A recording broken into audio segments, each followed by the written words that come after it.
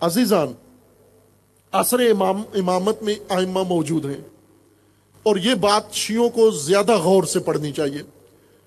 امام حسین علیہ السلام کے زمانے میں یزید حاکم ہے، امام زین العابدین علیہ السلام کے زمانے میں یزید حاکم ہے اور بنو امیہ اور اولاد ان کی۔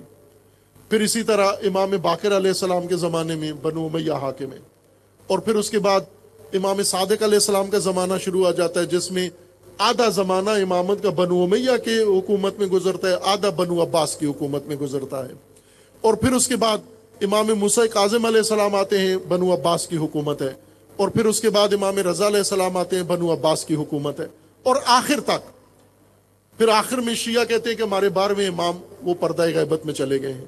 خوب کبھی غور تو کرو آپ کہ امام موجود ہیں اور مختلف مواقع آتے ہیں، بنو امیہ کمزور ہو جاتے ہیں، شکست کھا جاتے ہیں، بنو عباس جو بالکل گمنام طبقہ ہے، جس کا نام ہی نہیں ہے اور جو نعرے اہل البیت کے لگاتا ہے، جو کربلا کا نام پرچم اٹھاتا ہے، اقتدار میں یہ آ جاتے ہیں۔ یہ بہت اہم سوال ہے، یہ ہر شیعہ کے لیے حل ہونا چاہیے، عورت مرد کے لیے۔ کیا اتفاقات رونما ہوئے کہ یہ اقتدار امامت کی طرف نہیں آیا، ایک خاندان سے، ایک بنو سے دوسرے بنو میں چلا گیا، بنو امیہ سے بنو عباس میں چلا گیا، امام وہیں بیٹھے ہوئے ہیں؟ کیا ہوا؟ اصل جو ماجرا ہوا وہ یہ تھا کہ امام زین العابدین علیہ السلام کیا ان کے پیروکار نہیں تھے؟ کیا شیعہ ختم ہو گئے تھے؟ کیا امت نے ان سے رخ موڑ لیا؟ ایسا نہیں تھا۔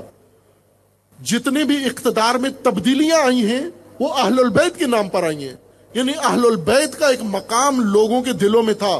کربلا کے بعد اور زیادہ توجہ آئی لوگوں کی، لیکن اس بیچ میں اقتدار پرست طبقہ پیدا ہوتا تھا جو اہل البیت کے ماننے والوں کی توجہ امامت سے ہٹا کے طاغوت کی طرف کر دیتا تھا۔ یہ بڑے نام ہیں، کوفہ میں بھی تھے، خصوصاً امام صادق علیہ السلام کے زمانے میں جو امام نے 2 بڑے لیڈر ابو مسلم خراسانی اور ابو سلمہ خلال، یہ دونوں بڑے رہنما ہیں، ایک کوفہ میں اور ایک خراسان میں۔ یہ بڑے رہنما ہیں چوٹی کے۔ بنو امیہ کی حکومت ختم کر کے بنو عباس کو اقتدار میں بٹھانے والے یہ 2 ہیں، 2 شیعہ لیڈر ہیں، ان کے لشکر ہیں۔ انہوں نے پرچم بنایا، تحریک چلائی اور سارا تذکرہ کربلا کا کیا، مصائب کربلا کا، شہادت شہداء کا ذکر کیا، خیام کربلا کا ذکر کیا، اور لوگوں کو اٹھایا کہ اٹھو، وقت آ گیا ہے کہ ہم کربلا کا انتقام لیں۔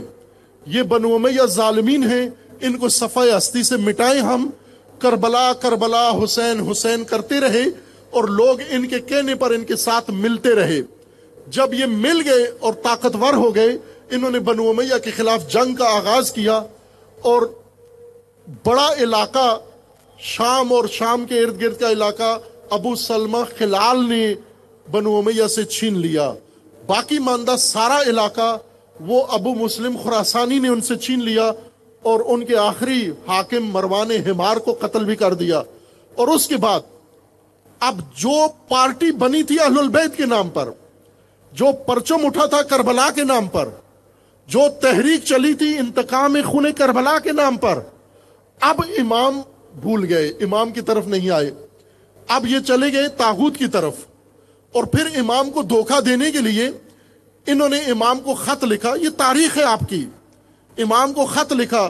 ابو سلمہ خلال نے امام صادق علیہ السلام کو خط لکھا، اسے یہ پتہ چلا کہ امام کو میرے بارے میں کسی نے کان بھر دیے ہیں اور میرے بارے میں بتا دیا کہ میں آپ کا نام لے کر کسی اور کے لیے کام کر رہا ہوں، تو اس نے اپنی صفائی میں خط لکھا امام صادق علیہ السلام کو۔ جب قاصد نے خط دیا، امام نے پڑھے بغیر، سر پوچھا کس کا ہے، خط لیا اور جلتے تنور میں جلا دیا، پڑھا بھی نہیں، اور سخت الفاظ میں لعنت بھی کی اس پر، اور کہا ساری دنیا کو بتا دو کہ ابو سلمہ ہمارا شیعہ نہیں ہے، ہمارا وفادار نہیں ہے، یہ خیانتکار اور دھوکے باز ہے، اس نے ہماری طاقت، ہمارے عوام، ہمارے جوان کربلا کے نام پر اٹھا کے طاغوت کے پلڑے میں ڈال دیے ہیں۔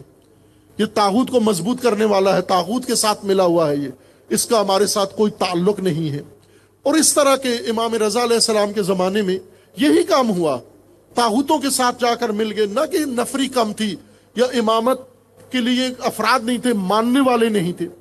امام موسیٰ کاظم علیہ السلام نے ایک بہت بڑا خوبصورت ایک نظام امامت حکومت کے بغیر قائم کیا ہوا تھا اپنے وکلاء کے ذریعے، لیکن اسی امام کی جب شہادت ہوتی ہے تو پل مزدور جنازہ اٹھاتے ہیں، اور بغداد کے پل پر آ کر صرف کس لیے آتے ہیں لوگ، ماننے والے اور نہ ماننے والے، صرف تصدیق کرنے آتے ہیں کہ ہارون قاتل نہیں ہے، چونکہ ہم نے پھانسی کا نشان گردن پہ نہیں دیکھا، تلوار گردن پہ چلی ہوئی نہیں دیکھی، کوئی زخم ہم نے نہیں دیکھا، چونکہ زندان میں زہر سے شہید کیا تھا۔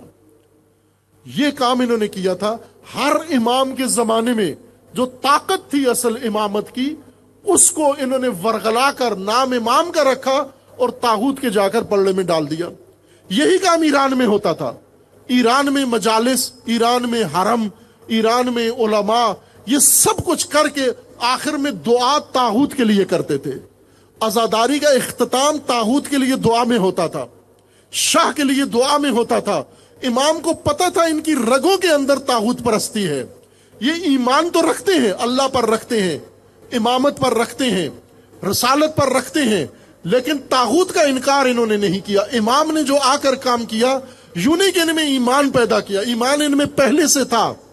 یہ انقلاب سے پہلے اللہ کو مانتے تھے، انقلاب سے پہلے رسول اللہ کو مانتے تھے، انقلاب سے پہلے امام حسین کو مانتے تھے، انقلاب سے پہلے آئمہ کو، علی علیہ السلام کو مانتے تھے، ہر چیز کو مانتے تھے، طاغوت کا انکار نہیں کرتے تھے، چونکہ یہ سبق انہیں کسی نے کلمہ طیبہ سیدھا پڑھایا ہی نہیں تھا۔ لا بھول گئے کہ پہلے طاغوت کا انکار کرو، پھر ایمان تمہیں مضبوط سہارا دے گا۔